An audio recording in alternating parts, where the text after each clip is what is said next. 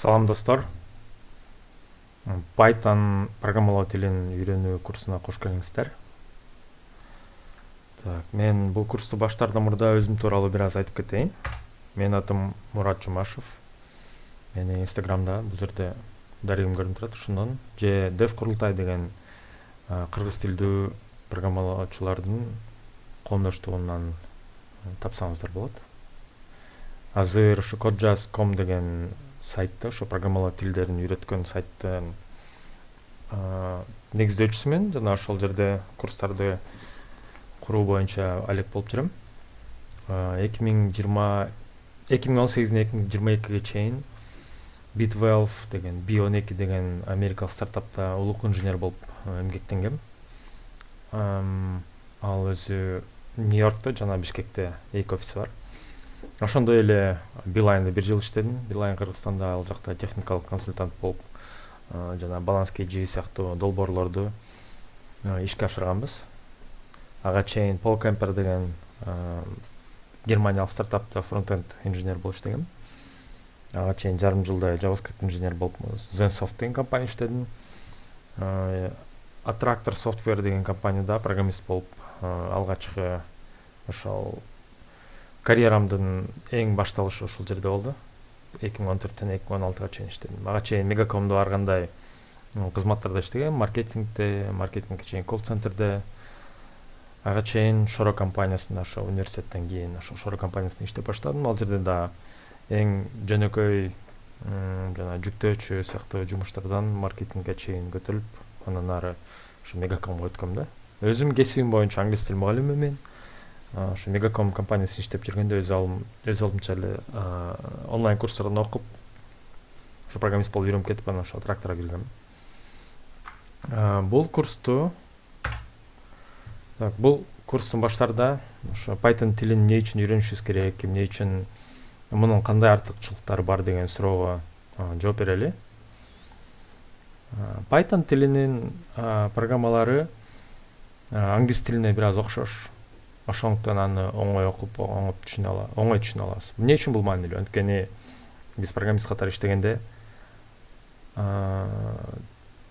убактыбыздын 10%-ын эле код жазууга жумшайбыз. Убактыбыздын 90%-ын башка адамдар же өзүбүз мурун жазган кодубузду окуп, ал код эмне кылат экенин түшүнгөнгө аракет кылабыз да. Ошондо бул Python тилинин мындай таза синтаксиси абдан жардам берет. Андан тышкары Python продуктивдүү, бир кыска убакыттын ичинде көбүрөөк бир нерсе жазууга жардам берет, код жазууга жардам берет. Анткени Python тилинде башка тилдерге караганда азыраак код жазылат. Азыр мен силерге мисал катары келтирип берейин. Кечиресиздер.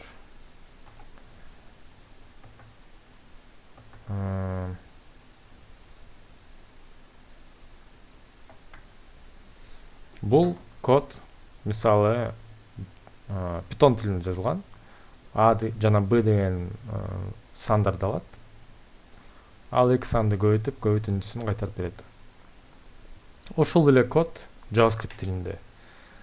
Бул жерде көрүп атасыздар, ызычуубуз бир аз көбүрөөк болот. Мындай бөйрөктү каша ачыш керек, анан кайрадан жабыш керек.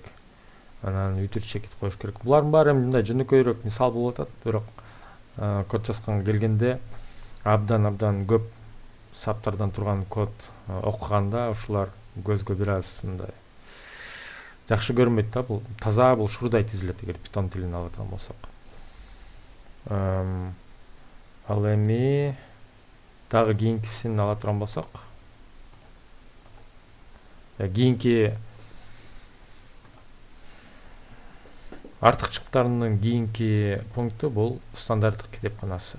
Стандарттык китепкана деген ушу Python тилин орноткондо, Python тил өзү эле келбестен анда жартылай даяр оокаттар келет да.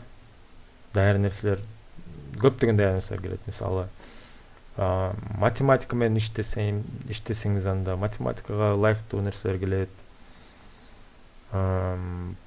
Мисалы, network, ошо тармактар менен иштейм десеңиз, ошо тармактар үчүн өзүнчө келет. Операциондук система менен иштейм десеңиз, анда OS деген өзүнчө пакети бар, ошо китепканасы бар.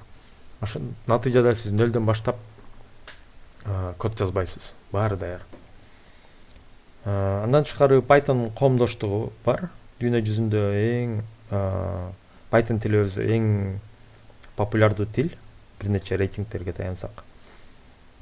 Ошондо миллиондогон адамдар ушу Python тилин колдонуп код жазышат. Эгерде канар бир көйгөйлөр чыкса, анда сиздер ошол көйгөйлөр боюнча коомдоштукка кайрылып, ошо интернеттен мындайча айтканда ошо маселени издесеңиз эле жооптор чыгат. Сизге окшоп эле ошол маселеге туш келген адамдар көп болуп чыгат да. Андан тышкары Python тилин үйрөнүү үчүн интернетте көптөгөн пайдалуу ресурстар бар, курстар, YouTube'да видеолор бар.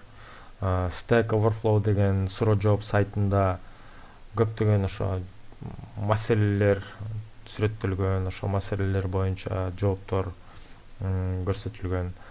Андан тышкары Python ар кандай операциялык системаларда орнотулушу мүмкүн. Windows'то, macOS'те, Linux, Unix'терде, ал эмес Android телефонума орнотуп көргөм мындан 3 жыл мурун. Видеосу бул жерде. Python'ду кадимкидей эле ошо телефонго, Android'го орнотуп, андан ошо Django серверин иштетип көргөм. Бул жерде мына өзүңүздөр көрсөңүз болот.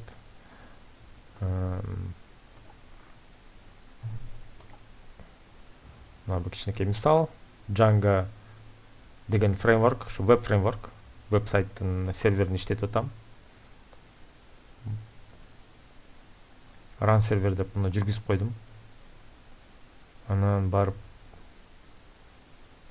браузерди ачабыз. Браузерди ачып localhost 8000 деген портту ачсак, Django'нун эң башкы абалы ачылып атат да, ошондой веб-сайт, эң жөнөкөй веб-сайт.